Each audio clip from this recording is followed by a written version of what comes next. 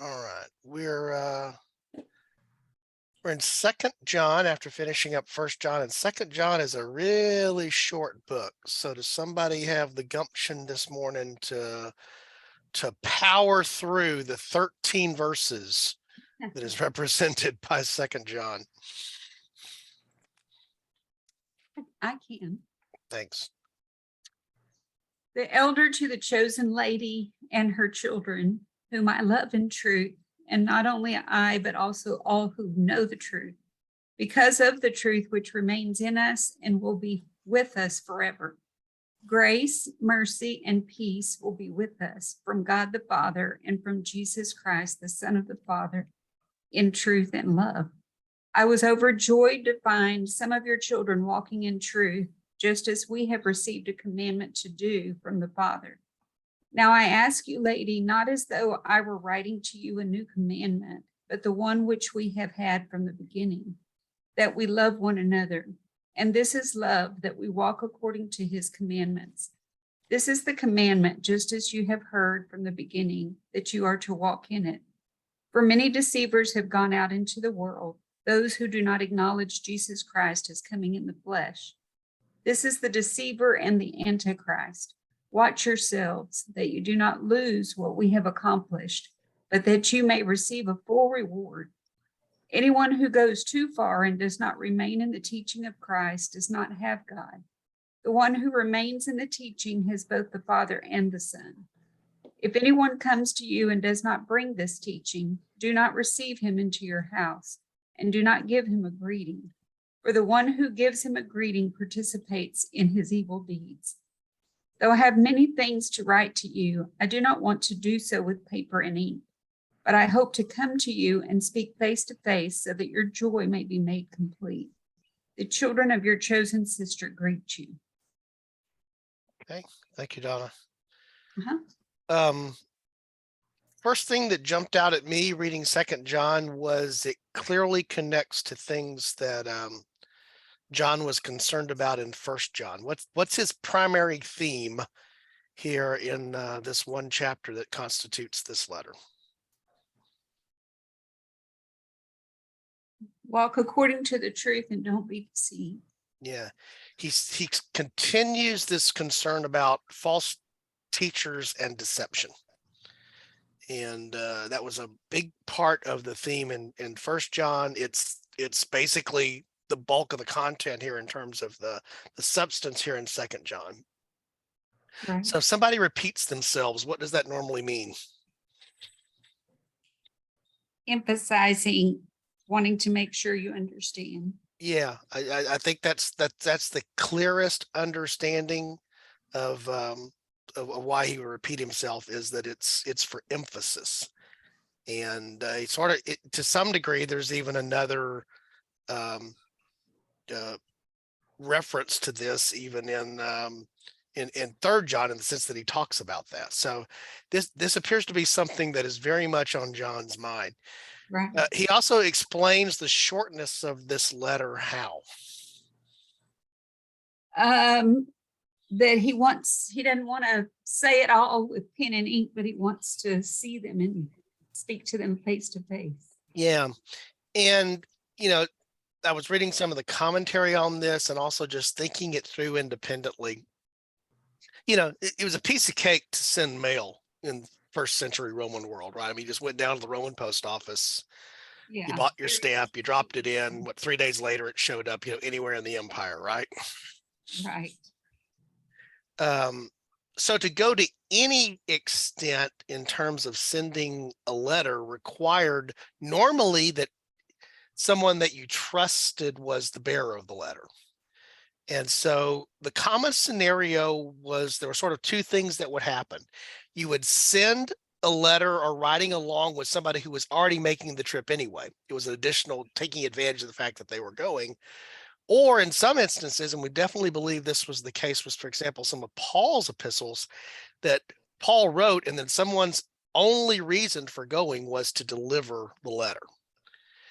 And so the commentators suggest that due to the length of this, it may have been hastily composed. So it may have been a chance for John to send this letter on, but he only found out about it on short notice. So that's why it's short. And what he says, of course, is true. He'd like to go and visit them face to face. But the very fact that he chose to write anything, is just, that was outside of the norm of what we have from the first century world, because it wasn't easy to send something, even something short like this. One of the other interesting pieces of conjecture about this particular letter is actually the greeting. Who does he say the letter is being written to? The chosen lady in my version. Yeah, in the New English translation, it's to an elect lady and her children. So who do we think the recipient of this is?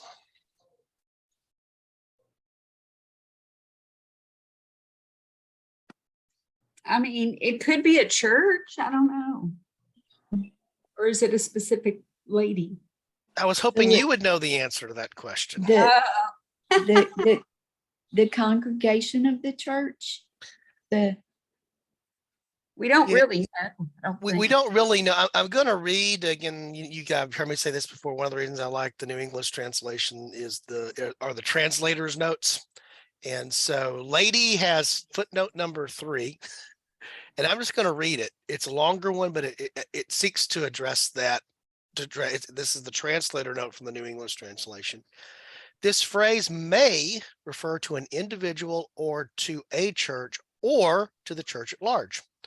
Some have suggested that the addressee is a Christian lady named Electa, but the same word in verse 13, which also is translated elect or chosen, is, I'm sorry, let me go back and read it. It's clearly an adjective, not a proper name. Others see the letter addressed to a Christian lady named Kira, first proposed by Athanasius. Now, Athanasius is writing much closer to the time, obviously, that John was writing, or to an unnamed Christian lady. The internal evidence of 2 John clearly supports a collective reference, however. In verse 6, the addressee is mentioned using second person plural, and this is repeated in verses 8, 10, and 12. Only in verse 13 does the singular reappear, and the uses in verse 1 and 13 are most likely collective. Some have seen the reference, have seen a reference to the church at large. So the contextual clues from the Greek are that the lady that's being referred to here is referred to in the plural.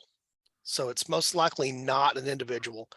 And the 2 singular references in the first verse and in the last verse could also be intended to be plural, depending on how you translate.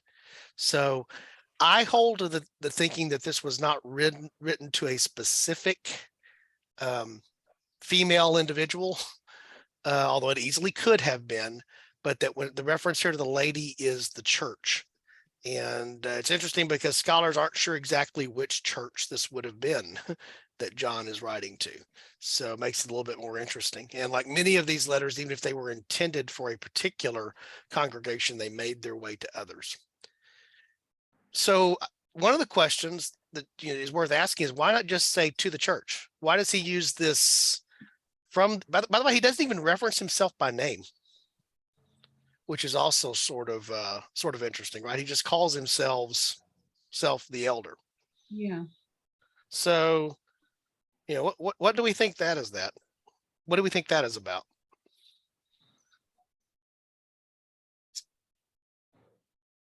Well, was it maybe because he's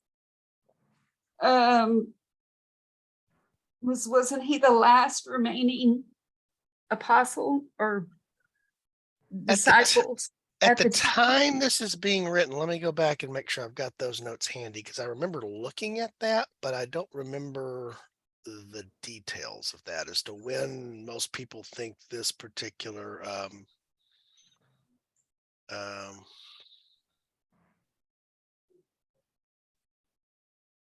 let's see, when do we have, I know that it is a later writing, I know that. Yeah. But question is, let me find the notes on that. And I got so much information here, it's hard to know what to do. So, nope.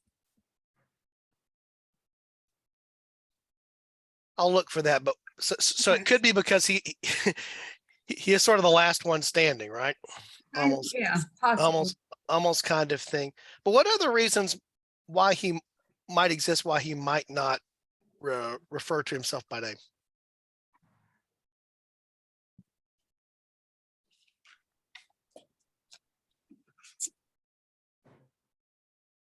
Um, for safety.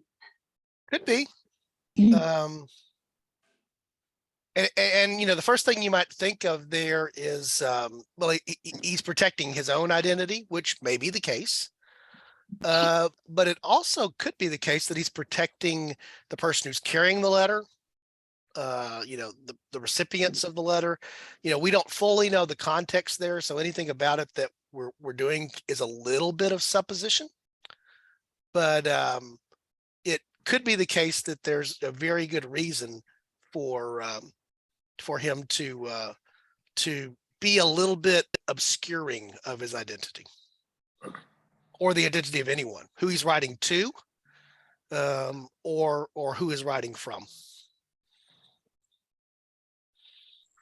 Particularly some of the things that I did see indicate it might be who he's writing to. Most place the letter probably there towards the end of John's life. So the latter part of the 80s AD, maybe as late as 90 AD. So just, you know, it's a curious thing, the way the greeting works and the way the greeting ends, but just worth there. And then he refers to her children. So if you take the lady as being the church, then the children would be the membership of the church. Right. Typical greeting you find in verse 3, which is extending grace, mercy, and peace. And then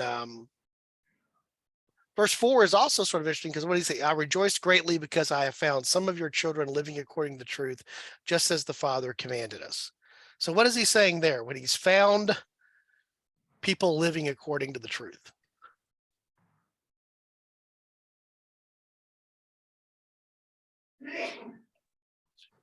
Obeying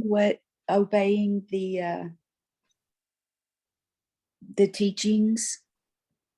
Yep. And the suggestion is that he hasn't just heard about this, but that he has firsthand knowledge of it. So that probably did happen while he was on a you know, particular journey. And it's also, I don't know, kind of like the beginning of Revelation, the message to the churches where he starts with positive and then talks about the warning. Yeah. I think there's a lot of good reason to think that way as well, Donna, in the sense that it's, you know, he's commending them, Right. but then there's also this warning that's coming there. Right. And again, the fact that he chose, you know, if he's just going to drop a short note, you know, the other thing is, you know, maybe he finds out someone is going, so he has the chance to write a quick note to send with them. The one thing he chose to emphasize was what? This warning. So, you know, he gives a quick commendation here, but the main thing he wants to communicate is this warning. One of the other things that's mentioned in some of the commentaries, this idea, you know, some of the vagueness may have been when he says, I want to talk to you about this face to face, in case this fell into the hands of whoever might be there that was being a deceptive teacher. You know, he didn't want to create a situation with his letter. I'd rather talk to you about this, you know, face to face kind of thing. Right. So there's maybe some of that going on.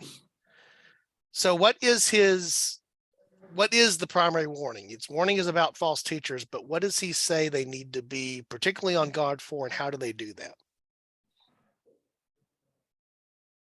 What was the last thing you said? And how do they actually do it? It's one thing to say, hey, watch out.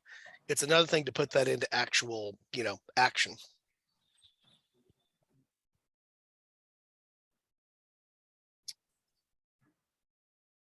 And well, by the way, hint, Donna gave the answer earlier. I did. Yeah. What did I say?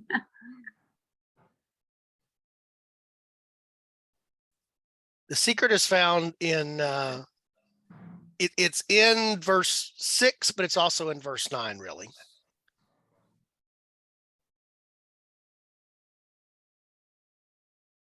So it's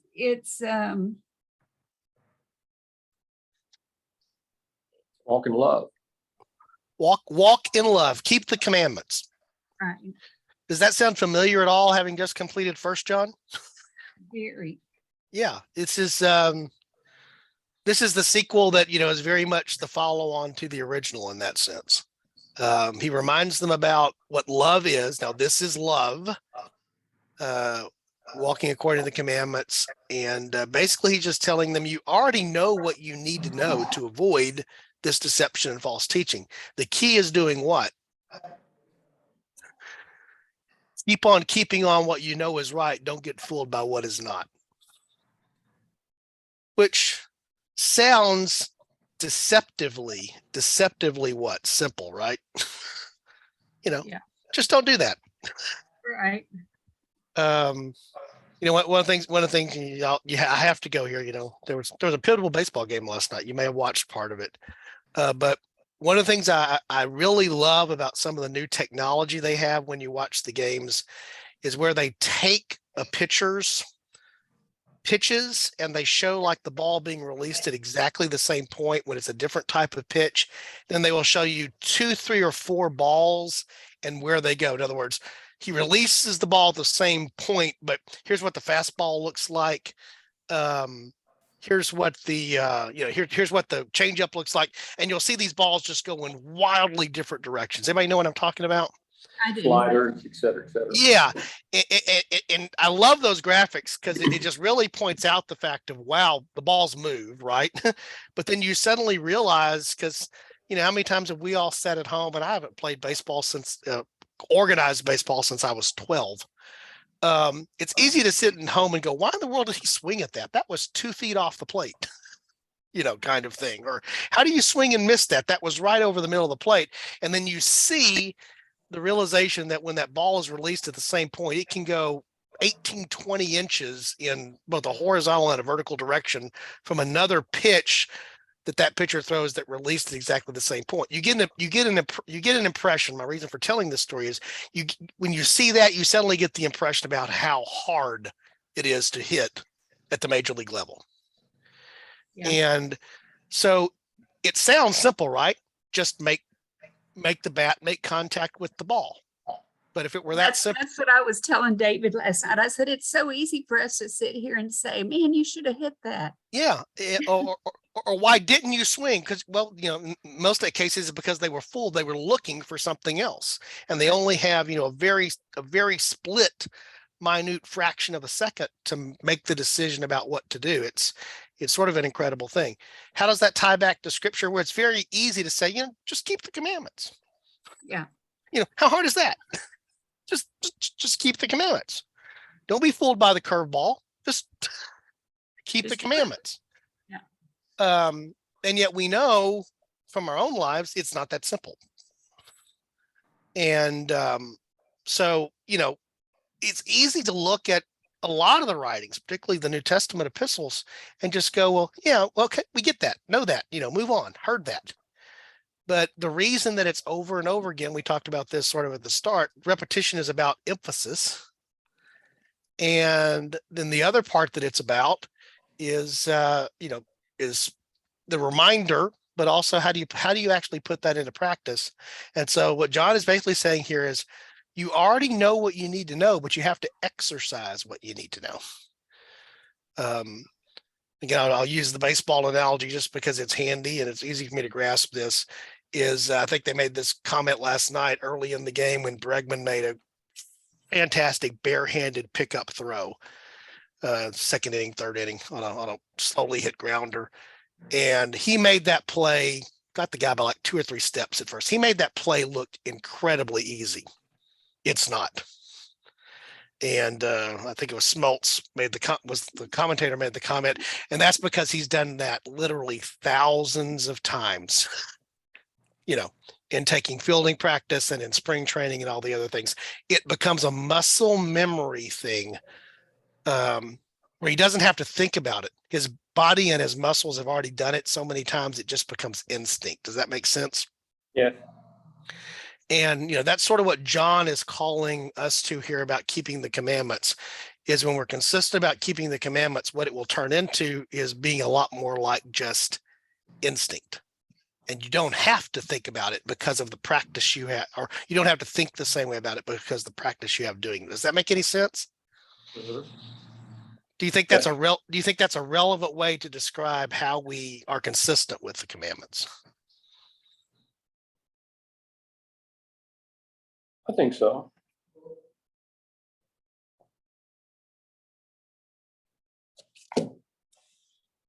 So do we face this same struggle today? And if so, how?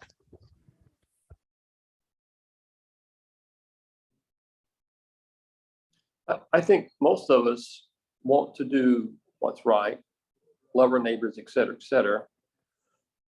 And you have somebody come along that gives you a little bit different version of something that happened, and you get off the railing. You become disoriented, and I see that in my own life. I love politics, and I listen to both sides intently. And there are times when, well, I don't know if that's all that bad, but then I got to thinking about it. Yeah, it is. So I think we have to continue to struggle with what's going on and do what's right. But the concept of love, we've got to have that permeate everything we do. And sometimes our prejudice intervene. And I think a big thing for us is, if we're not familiar enough with the scripture, we can think something's okay or right in what we're hearing, and it may not be. And if we don't have proper understanding, we won't have proper application. Yeah. But we've talked about this some. I think both of those are good answers and good thoughts.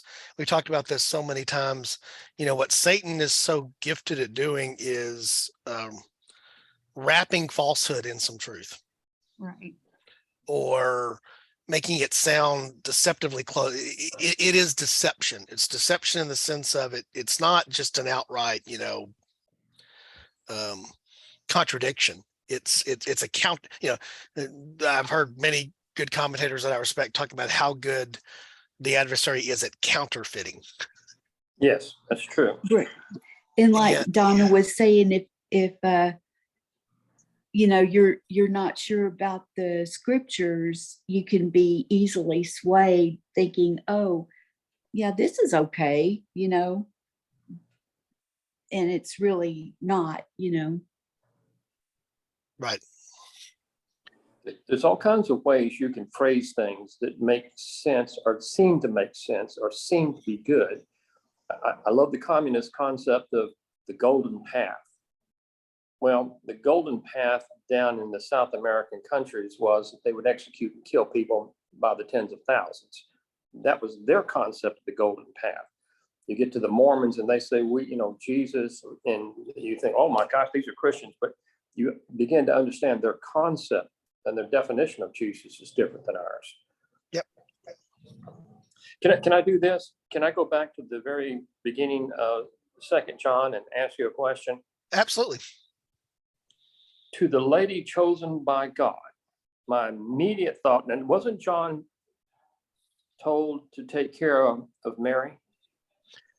Yes, but the belief would be that she cannot, if this is written to an individual lady, this could not be her, just because of the timing of when it's being written and the fact that there's every reason to believe that Mary was dead by now. Okay, I think no, that doesn't hold up. To the lady chosen by God, whether she's alive or not. Yeah, again, that the question there becomes whether you believe this is addressed to an individual or the church. I take the meaning there as the lady being a representation of the bride of Christ. Us. Okay, but the lady chosen by God, Us. and to her Children. The children would be all Christians in my concept. I mean, that's my broad thinking. Right. Now, what time period did the Roman Catholic Church start going into the cult of Mary? Mariology, as we see it in the modern practice, Yes. really doesn't grow until the latter part of the Middle Ages and the Renaissance. I think that's true. But can they use this particular line of, I guess they could, because we misinterpret the scripture sometimes also. Does the Catholic Church use this scripture as indicating that this is Mary who he's talking about? Do you have any? Nothing that I've come across that I remember. I'm not saying that there's not somebody out there who may not do that, because if you believe this is to an if you believe this is written to an individual, the good news is the truth remains the same. The thing we were talking Correct. about for warning against Correct. false teachers doesn't change, whether it's a unique selected audience of one or whether it's us collectively. That's the good news. Yes. But it does change potentially, the context around which it's written, if you think this was written to a particular individual versus the collective in the form of that church and the believers that were there. Good point. I applaud you for that. That's good. I think that's good, solid thinking. But the other thing is we need to consider too, to the lady chosen by God. Now, in a male-dominated society, that's a nice token of gratitude to the female gender, in my view. No, I would certainly agree with that. In fact, one of the things that, made, and by the way, I mentioned this a couple of weeks ago and saw one last night, which means they popped for some serious money last night. One of the He Gets Us ads, if anybody saw that, is one of the things that, made Christ controversial was there were a lot of ladies involved. Oh, yeah. In what was going on there. And that, again, that ran against not only the norms of that day, but against the Jewish norms as well, in such a way that was one of the things that they, that was one of the things they called Jesus out on, so to speak.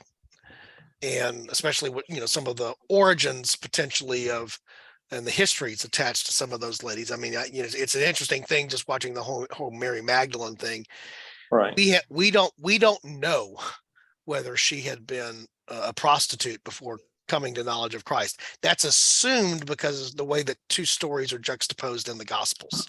But that's it. The Gospels don't say that. And so, but even if that were the case, she turns it around where right. You have an enormous amount of respect for, and that's Christianity. Right. So, again, there are interpretations of this letter that suggest that it was written to an individual. And so, that's out there. There's no way for us to know for sure. Again, that's why I read the translator note, in the sense that the use of pronouns later in the, about to say the chapter and the book are the same thing, or they're synonymous, but further down are in the second person, which suggests that it's more than just a singular one. And the closing sentence helps your position. The children of your sister, who is chosen by God, send their blessings. Right. Yeah. The other theory about this idea of who the children are relative to the lady is the fact that the elect lady referred to here as a particular congregation of believers, and they had birthed other churches in the area. Those would be the children. Just like okay. Paul refers to different individuals as his child in the faith. In the faith, correct. Timothy, for example, probably being the best example of that, but not a unique example. Yeah. So again, it's a piece of cake. Just keep the commandments and watch out for people that are going to deceive you. End of sentence, right? Yeah, then we're also commanded to spread the gospel. And then if we do not spread the gospel, then we've got a problem there. And if somebody comes to the house who's a Mormon, I invite them in, I talk with them, and I tell them what I think. And, it's all in a good atmosphere.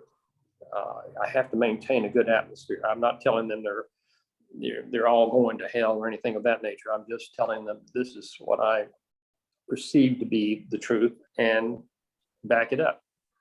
So there again, you have to be cautious as to, I understand what he's saying here. They've got some people in this 3rd John indicates that there is an individual who considers himself above and the primary leader in one of their churches, and he's very deceptive and spreading malicious nonsense.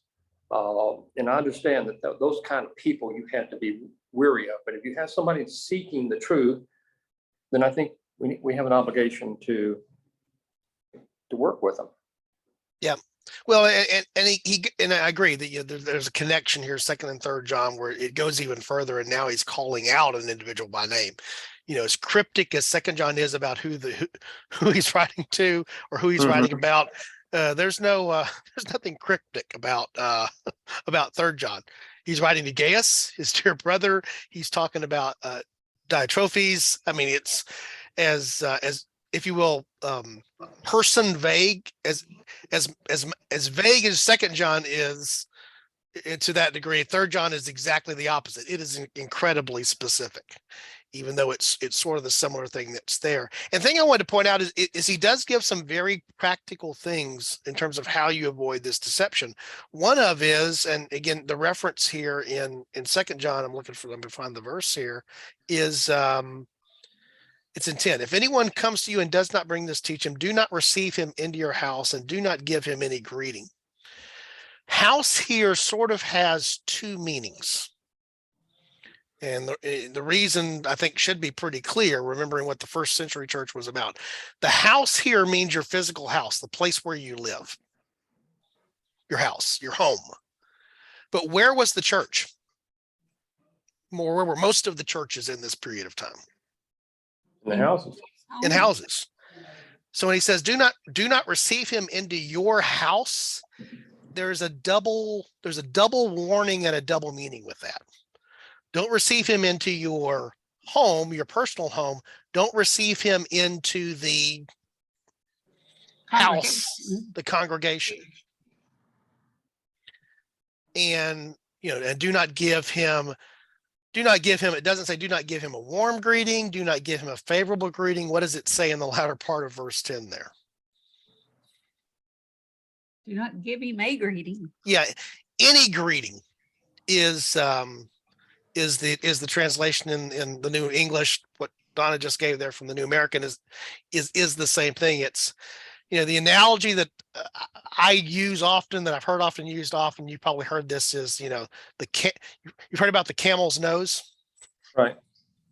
And what do you normally hear that follows camel's nose? Where's that camel's nose at? Underneath the tent. Underneath the tent, meaning like underneath the side or the edge of the tent. Don't let the camel's nose into the tent. That sort of visual image that we have that goes with that idiom is not that the camel is coming through the open front normal entrance to the tent, but where is the camel getting in? Through the back door, so to speak. Yeah, exactly. Surreptitiously where it's not supposed to happen. And so, when I hear this verse, what I think of is, don't even let the camel's nose. The camel's not even fully in yet. But if you let the camel's nose into the tent, what's going to follow the camel's nose? The entire body. Yeah. And, so the warning here is be careful about, being, again, it's this now tying back to that concept that we find in 1 John of, being very black and white, distinct about things in terms of, you can't just do a little bit. Also, there's another aspect that you've been teaching to us, and that is sacred ground. The house, it's also a church. And I think that's something we don't really emphasize, sacred ground. Yeah. You've been listening to a little Mike Heiser, hadn't you? Haven't you, Mickey? I've been listening to you.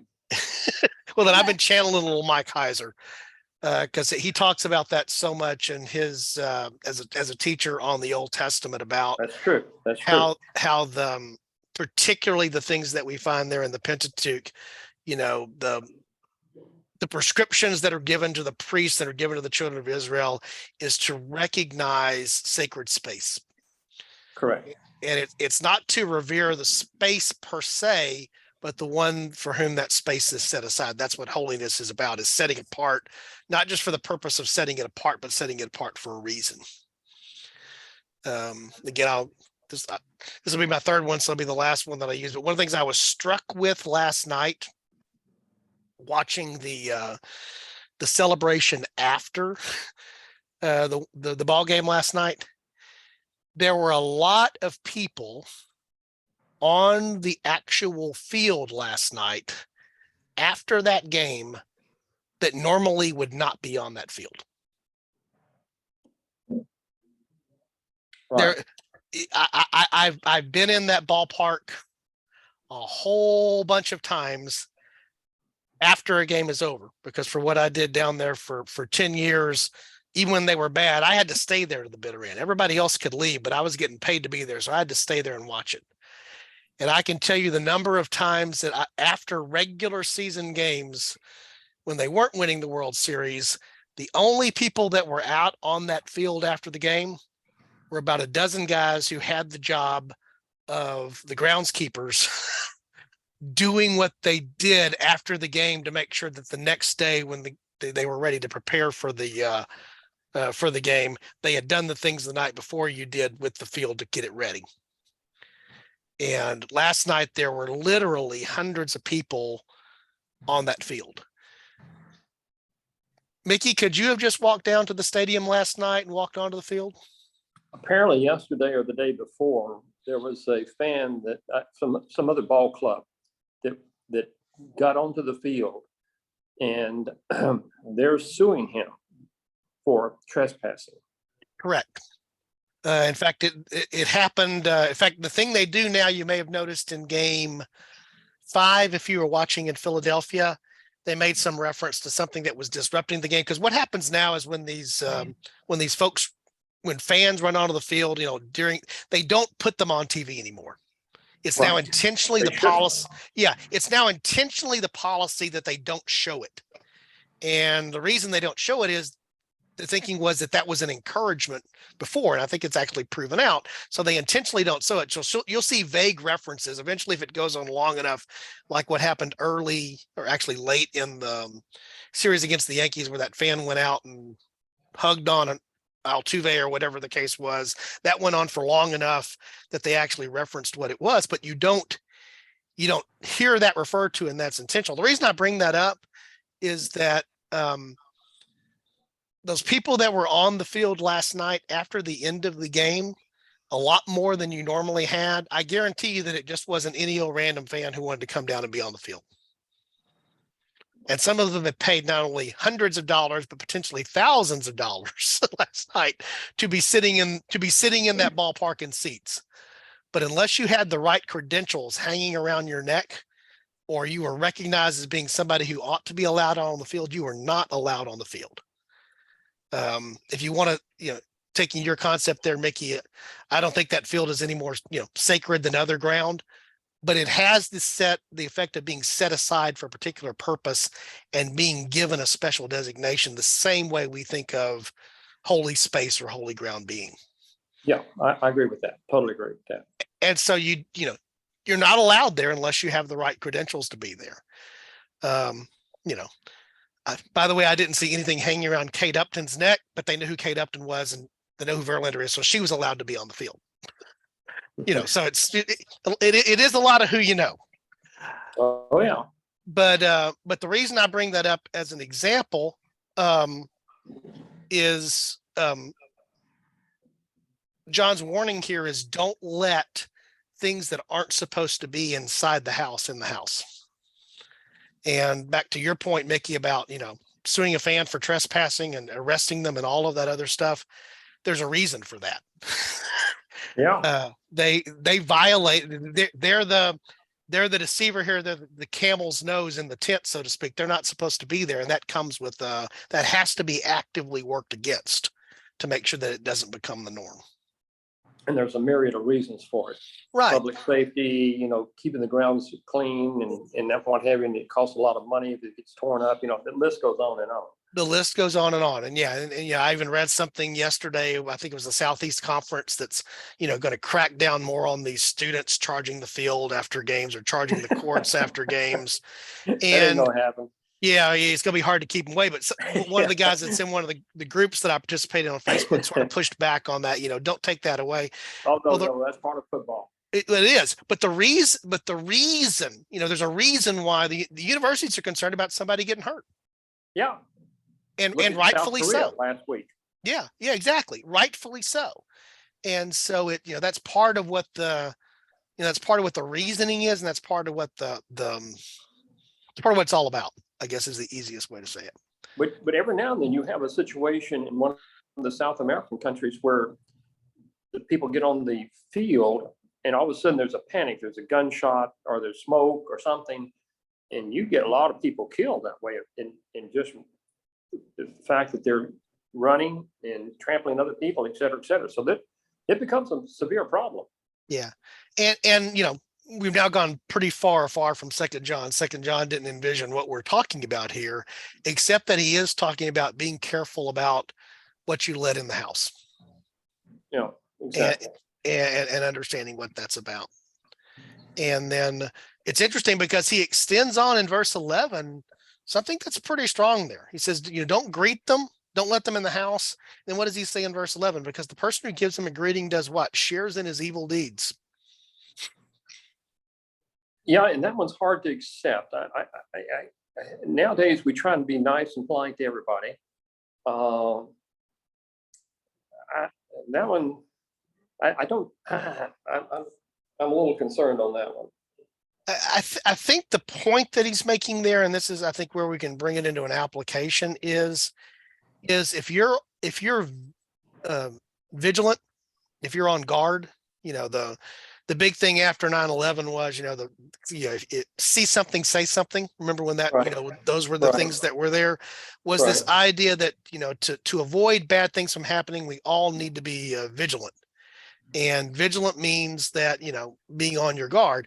It also means if you're responsible, you're responsible. I mean, think about a Roman soldier who was responsible for guarding a person. We have this from scripture. How did that work? If they were able to flee, it cost you your life.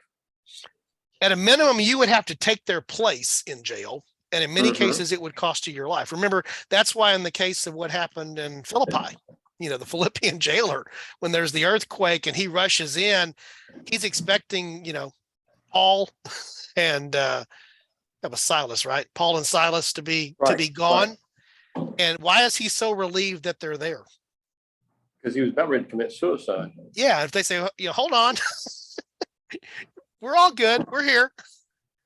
And he was very relieved, and of course that, him being relieved led to him being converted. But you see how important that responsibility was taken. And what John is saying to us here is we're responsible for guarding against these false teachings, not only for our own heart and our own life, but guarding others that are inside the collective house with us. Does that make sense? Ananias Sapphirus, I think that's how it's pronounced. But anyhow, you're talking about the beginning of the Christian movement. I think in terms of somebody who's not a believer, I want to convince them. I want to spread the word to them and prove to them that Christ is the Savior. Back then, the things were growing, and you had to be pure, and you had to be you couldn't let more immoral dogma get into the church, and that's why they came down so daggone hard on it, in my view. Yeah. Because quite a bit of it obviously was beginning to develop, even into the second or third century. And we still are fighting right now with Gnostics. There are no new heresies. It's the same Oh, heresies yeah. that always keep coming back over and over again. Yep. So, the question always to be asked of scripture is not just the what, but the so what. So how do we practically put this into application?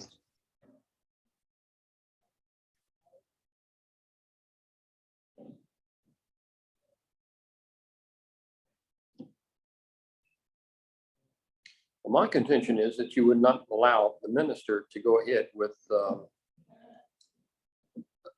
a line of thinking that is adverse to Christianity. I think that needs to be stopped.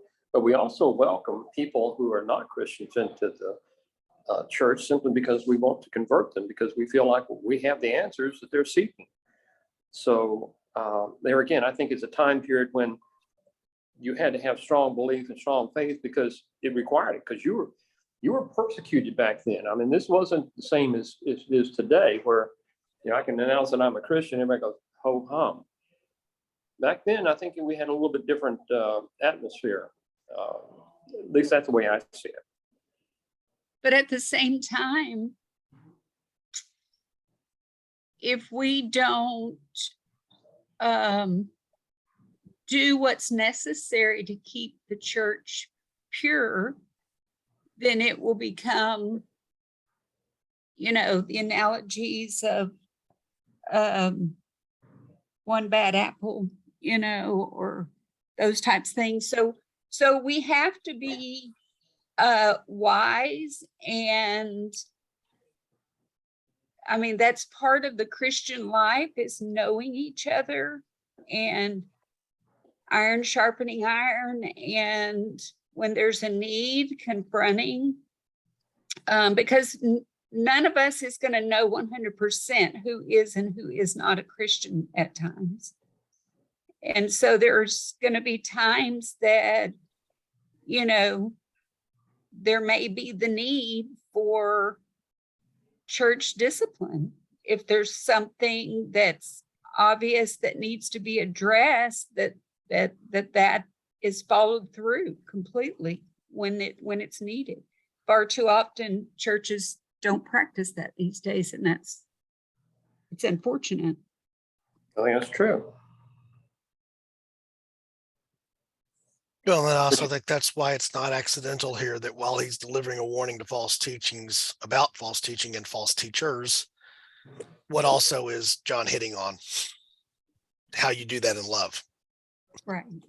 We talked about it so much when we were going through 1 John. This is the tough balance that sometimes leads to tough love, and also leads to be just being challenged on how we do this. How do you discipline in love? Well, the best analogy we have of understanding that is as parents, what that means. Which, by the way, is, I think it's not accidental that the reference here is and her children.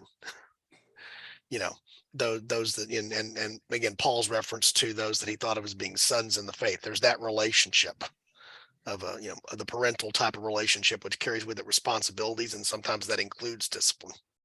Right. The constant theme is love.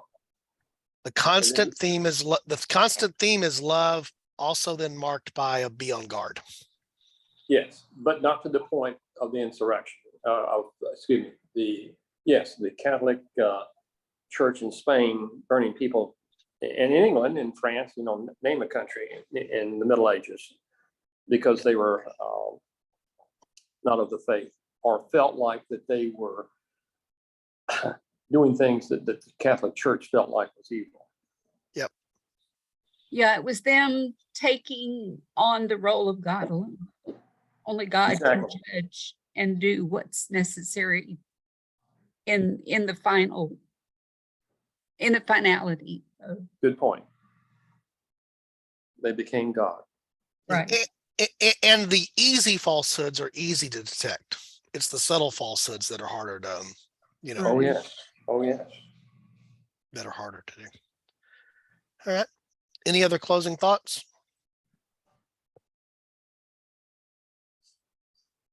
All right. I'm going to stop the recording if I can find what I did there. That's what I did with it.